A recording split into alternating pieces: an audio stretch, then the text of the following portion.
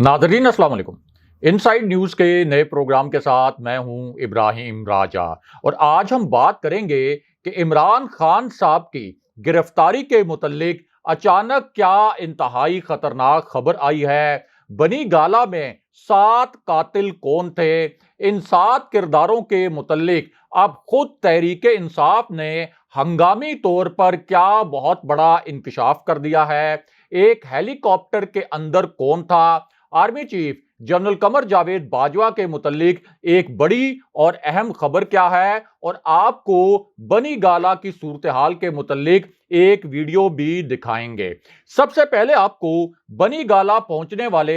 7 किरदारों के मुतल्लिक एक वीडियो दिखाते हैं। इन किरदारों को इमरान खान साहब के कत्ल का टास्क दिया गया और अब खुद तहरीके इंसाफ ने इस खबर की और इस वीडियो की तस्दीक भी की है। इस खबर के मुतल्लिक अब एक वीडियो भी सामने आई है और इस वीडियो की भी तहरीके इंसाफ की जानिब से बाज़ाब्ता तौर पर ऑफिशियली तस्दीक की गई है। पहले आप ये ऑडियो सुनिए और इस ऑडियो के बाद आपको ये बताएंगे कि इसी ऑडियो में जिन 7 कातिलों का जिक्र किया गया उनके नाम क्या हैं और उनकी शनाख्त कैसे हुई, और आपको इसी ऑडियो के बाद यह भी बताएंगे कि बनी गाला में इस वक्त ताज़ा तरीन बराह रास्त किस किस्म की खौफनाक सूरत हाल है और जनरल बाजवा को एक एक्शन क्यों लेना पड़ा। पहले आप ये ऑडियो सुनिए और इसके 5 हिस्से आपने गौर से सुनने हैं, जिससे आपको पता चलेगा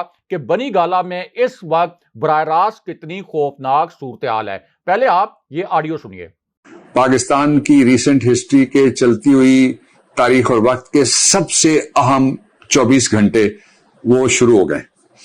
इन 24 घंटों के अंदर पाकिस्तान के वजीर आज़म इमरान खान को, आपको याद है कि 3 हफ्ते के लिए बेल दी हुई है पेशावर हाई कोर्ट की, जो प्रोटेक्टिव बेल है, और जिसका मतलब यह है कि उनको जब तक वो बेल ऑर्डर जो एक आईनी अदालत का है वो मौजूद है, उनको गिरफ्तार नहीं किया जा सकता। लेकिन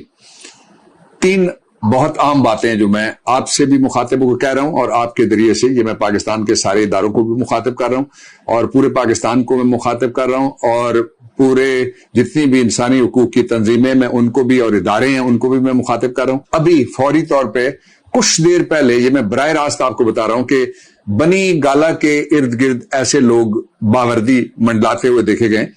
कुछ हफ्ते पहले आपके वजीर आजम ने खड़े होकर जलसे में कहा था कि कुछ ऊंची दीवारों के और बंद कमरों के पीछे उनकी जान लेने की साजिश हो रही है। ये इमरान खान के अल्फाज हैं, कुछ ऊंची दीवारों के पीछे और कुछ बंद कमरों के पीछे उनकी जान लेने की साजिश हो रही है। अब चौथी बात, वजीर आजम आ रहे हैं और जो इस्लामाबाद के बाखबर हलके हैं गैर सरकारी भी, उनका यह कहना है कि रात के वक्त धावा बोला जाएगा उनके घर के ऊपर या जहां वो ठहरेंगे वहां रात के वक्त, और जो रात के वक्त धावा बोलने वाले होते हैं जाहिर है वो डाकू होते हैं, वो ठग होते हैं, वो उठाई गिरे होते हैं, और जो कानून नाफिज करने वाले होते हैं वो दिन की रोशनी में वो जो लीगल तकाजे हैं उनको पूरा करने के लिए, ये वो वक्त है जिस वक्त उसका खदशा सबसे ज्यादा बढ़ गया है कि उनकी जिंदगी के तहफ़्फ़ुज़ का जो खतरात उसको लाहक हैं वो सबसे ज्यादा ये जो आने वाले 24 से 48 घंटे हैं, ये आप ज़हन में रखिएगा। कल की रात आप बिलखुसूस ज़हन में रखिएगा, लेट नाइट, और फिर आप बनी गाला को ज़हन में रखिएगा। मैं पूरी कौम से मुखातिब होकर कह रहा हूं, 3 दिन से 7 लोग बैठे हुए हैं। ये मैं पाकिस्तान की ये जो मूवमेंट चल रही है तहरीके आज़ादी पाकिस्तान के बाद तहरीके खुद मुख्तारी है पाकिस्तान और पाकिस्तान की इज्जत की बहाली के लिए, इसमें से सबसे बड़ा जो इस वक्त इकदाम सोचा जा रहा है, 3 दिन 7 लोग 3 रातों से बैठे हुए हैं। और खबर ये चलवाई गई जो उनके अपनी मर्जी के टॉप 2 चैनल्स हैं उनमें से एक को चूज करके खबर ये चलवाई गई कि बगावत का मुकदमा, सेडिशन का मुकदमा इमरान खान के खिलाफ बनाने के लिए वहां पे गुफ्तगू हो रही है। ये माहौल बनाया जा रहा है, इसको कहते हैं वाटर टेस्टिंग, कि किस तरह का रिएक्शन सामने आएगा। एक बात जो वो भूल के ये सारी एक्सरसाइज कर रही है इंपोर्टेड गवर्नमेंट और उसके जो भी पैरोकार और सहूलतकार इसमें शरीक है, मैं सबको मुखातिब करके थोड़ा सा उनको मैं متوجہ کرنا چاہتا ہوں، ایک ہائیسٹ الرٹ لیول جو ریاست پاکستان کے لیے اس سے پیدا ہونا ہے، میں وہ آپ کو بتا دیتا ہوں۔ مثال کے طور پہ پرچہ ہو گیا، عمران خان کے خلاف پرچہ ہو گیا، وہ پرچوں سے نہیں ڈرتا۔ میں 2 دن رہ کے، اور جو پشاور ہائی کورٹ کے چیف جسٹس صاحب تھے ان کے پاس میں لے کے گیا عمران خان کو، صبح ہم گئے دونوں، اور رجسٹرار کے آفس میں جا کے انہوں نے، وہاں گفتگو ہو رہی تھی تو مجھ سے کہنے لگے کہ میں یہاں آیا ہوں، تو میں نے ان کو کہا کہ آپ سیدنا عمر رضی اللہ تعالیٰ عنہ اور سیدنا علی کرم اللہ وجہ الکریم ان کو ذہن میں لائیں کہ آپ کن کی سنت پہ چل رہے ہیں۔ اور ایک طرف ہوا ہے جو بھاگا ہوا ہے ملک سے، دوائی لینے کے لیے گیا تھا، پورا ٹبر بھی بھاگا ہوا ہے، وہ سرکاری خرچ پہ، وہ اور اس کے بیٹے اور امپورٹڈ کے بیٹے اور بیٹیاں اور خاندان، یہ سرکاری آپ کا خرچ آپ کے پیسوں سے جا کے، یہ کبھی ٹرکی میں اور کبھی کسی اور جگہ آپ کو نظر آتے ہیں کہ وہاں بیٹھے ہوئے کرسیوں کے اوپر۔ مڈل ایسٹ کے دورے میں بھی یہی ہوا تھا۔ یہ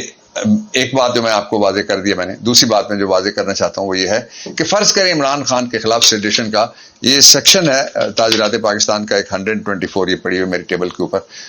124 کے نیچے یا 124A کے نیچے وہ پرچہ کرتے ہیں۔ اس میں بتانے کی کوشش کی جا رہی ہے کہ اس میں عمر قید ہے، یہ بھی غلط ہے، لیکن فرض کریں کہ یہ سارا کچھ ہو جاتا ہے، ایک پرچہ ہو گیا،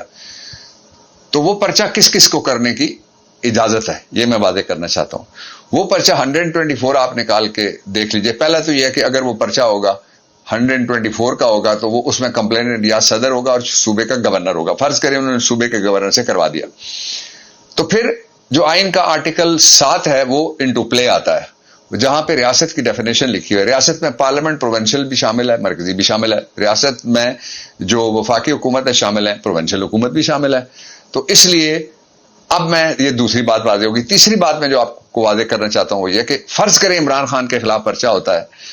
اور گورنمنٹ آف KPK یہ ڈیسائیڈ کرتی ہے کہ آرٹیکل 7 کے مطابق، چونکہ ہم بھی امپاور ہیں اس لیے وہ اپنے اسپیکر کو کہتی ہے یا اپنے کسی منسٹر کو کہتی ہے، یا کوئی منسٹر اٹھ کے خود چلا جاتا ہے تھانے، تو وہاں ایک پرچہ تو وہاں بھی ہو جائے گا۔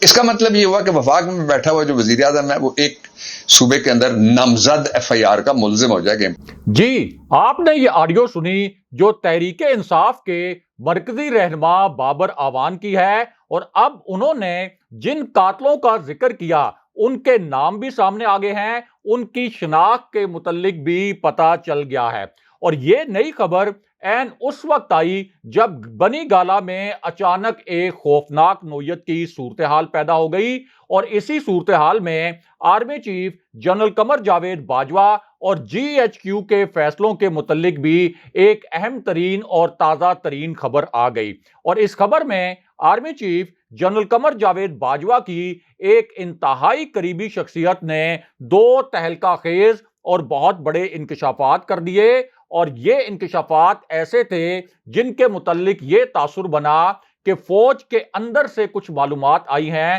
جن کی بنیاد پر جنرل باجوہ کی اس قریبی شخصیات نے یہ 2 نئے اور تہلکہ خیز انکشافات کیے۔ ان دونوں انکشافات کے متعلق آپ کو مختصراً بتاتے ہیں۔ جنرل باجوہ کی اس قریبی شخصیت کا پہلا انکشاف GHQ کے 2 انتہائی اہم فیصلوں کے متعلق تھا، اور اس شخصیت کا تاثر یہ تھا کہ اب اس کے پاس فوج کے فیصلوں کے متعلق ایک اندرونی خبر پہنچ گئی ہے، کچھ اندرونی معاملات جنرل باجوہ کی اس قریبی شخصیت کے پاس پہنچ گئے ہیں، اور اسی انکشاف میں اس شخصیت نے طاقتور حلقوں کو مخاطب بھی کیا۔ اس پہلے انکشاف میں جنرل باجوہ کی اس قریبی شخصیت کا کہنا تھا کہ اگلے 7 سے 10 دن میں اسٹیبلشمنٹ ایک بڑا فیصلہ کرنے والی ہے۔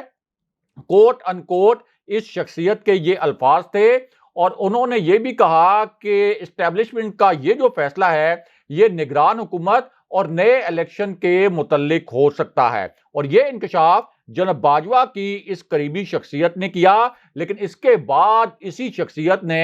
GHQ کے فیصلوں کے متعلق ایک اور بہت بڑا انکشاف بھی کر دیا۔ اور اس دوسرے انکشاف میں جنرل باجوہ کی اس قریبی شخصیت نے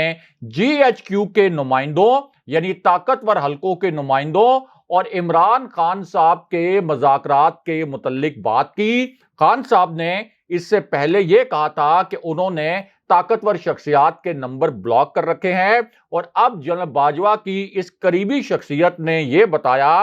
کہ اسٹیبلشمنٹ نے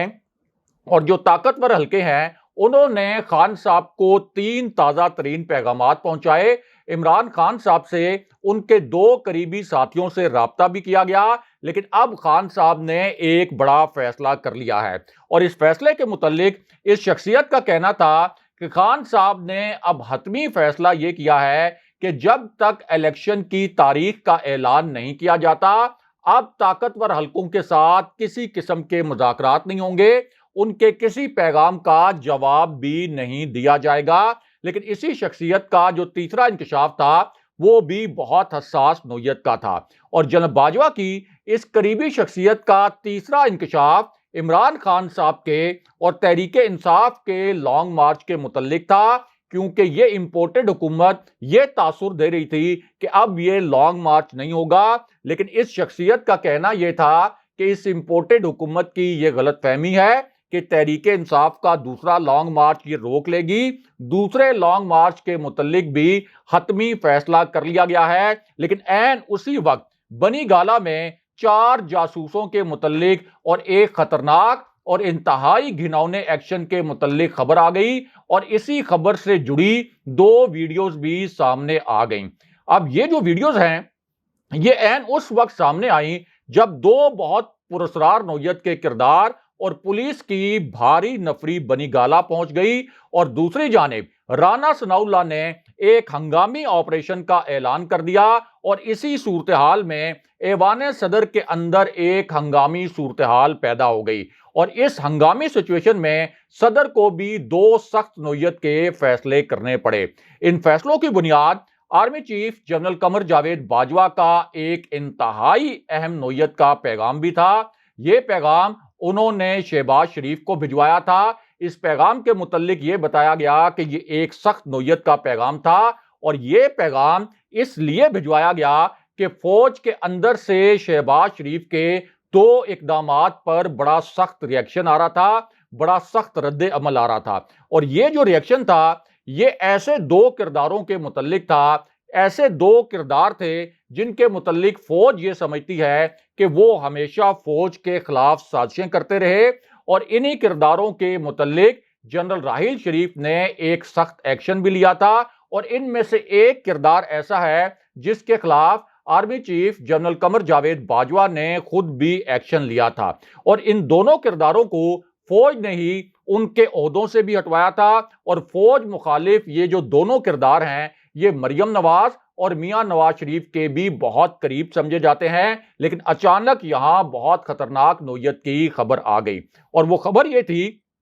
کہ شہباز شریف نے ایک حساس نوعیت کی اور ایک غیر آئینی سمری صدر کو بھجوا دی۔ صدر جو افواج کے کمانڈر ان چیف بھی ہوتے ہیں، صدر پر اس سمری پہ سگنیچر کے لیے، دستخط کے لیے دباؤ بھی ڈالا گیا، لیکن صدر نے اس سمری پر دستخط کرنے سے انکار کر دیا۔ لیکن یہاں پر ایک اور بہت بڑا فیصلہ بھی سامنے آ گیا، اور یہ اتنا اہم فیصلہ تھا کہ تمام نیوز چینلز نے اس فیصلے کے متعلق بڑی بڑی ہیڈ لائنز بھی بنائیں، اور اسی فیصلے کے متعلق بڑی معنی خیز قسم کی شہ سرخیاں بھی لگائی گئیں، اور وہ فیصلہ یہ تھا کہ تحریک انصاف کا کوئی بھی رکن قومی اسمبلی اب اسپیکر کے پاس اپنے استعفوں کی تصدیق کے لیے نہیں جائے گا۔ یہ تحریک انصاف کو تقسیم کرنے کی ایک سازش تھی، اس لیے اب فیصلہ یہ کیا گیا ہے کہ اسپیکر تمام ارکان قومی اسمبلی جو تحریک انصاف کے ہیں ان کے اجتماعی استعفے منظور کریں، لیکن اس کے بعد بنی گالہ میں کچھ جاسوسوں کے اور کچھ قاتلوں کے پہنچنے کے متعلق ایک بہت بڑی حساس نوعیت کی اور خطرناک خبر آ گئی، اور یہ جو خبر تھی یہ عین اس وقت آئی جب امپورٹڈ وزیر داخلہ رانا ثناء اللہ نے اچانک ایک ہنگامی آپریشن کا اعلان کر دیا۔ ہنگامی طور پر کیمروں کے سامنے ایک ہنگامی آپریشن کا اعلان کیا، اور اس اعلان میں رانا ثناء اللہ نے کہا کہ عمران خان 2 درجن سے زائد مقدمات میں مطلوب تھے۔ ان مقدمات میں ہنگامہ آرائی، فتنہ فساد اور افراتفری پھیلانا شامل ہے، اور ان مقدمات میں وفاق پر مسلح حملوں کے جرائم بھی شامل ہیں۔ یہ امپورٹڈ وزیر داخلہ رانا ثناء اللہ نے اعلان کیا۔ اس کے بعد رانا ثناء اللہ نے آپریشن کا اعلان کرتے ہوئے کہا کہ ہمارے بڑے کچھ خاص قسم کے اہلکار، یہ انہوں نے الفاظ بولے کہ ہمارے کچھ خاص قسم کے اہلکار جن کے متعلق انہوں نے یہ تاثر دیا کہ وہ ہمارے جاسوس بھی ہیں، وہ عمران خان صاحب کے ساتھ اس وقت موجود تھے، اور یہ اہلکار عمران خان صاحب کے ساتھ سیکیورٹی کے لیے مامور کیے گئے تھے، یہ عمران خان کو سیکیورٹی دے رہے تھے۔ لیکن جیسے ہی عمران خان صاحب کی عدالتی ضمانت جو ہے وہ ختم ہوگی، ہمارے یہی پولیس اہلکار جو اس وقت خان صاحب کے ساتھ موجود ہیں، یعنی وہ مخصوص اہلکار جو جاسوس بھی ہیں، یہ خان صاحب کو اسی وقت گرفتار کر لیں گے، یہ رانا ثناء اللہ نے اعلان کیا۔ اور دوسری جانب اہم خبر یہ بھی آئی ہے کہ بنوں اور شمالی وزیرستان میں پاک فوج نے 7 دہشت گردوں کو ہلاک کر دیا، اور جناب باجوہ اگلے مورچوں پر پہنچے اور انہوں نے آپریشنل تیاریوں کا جائزہ لیا۔ اگلے پروگرام تک کے لیے خدا حافظ۔